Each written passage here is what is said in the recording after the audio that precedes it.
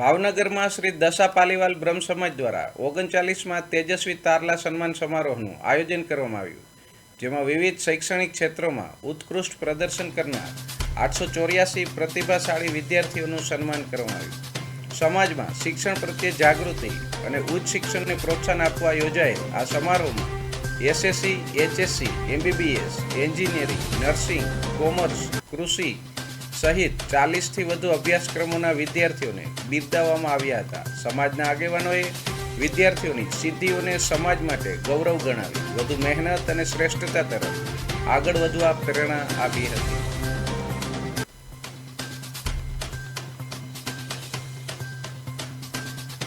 સન્માન કર્યું છે, જેમાં જોશી નીલકંઠ ઘનશ્યામભાઈ જી એડવાન્સની અંદર ઓલ ઇન્ડિયામાં 4000 આજુબાજુનો રેન્ક આવ્યો છે, તેનું પણ સન્માન કર્યું છે.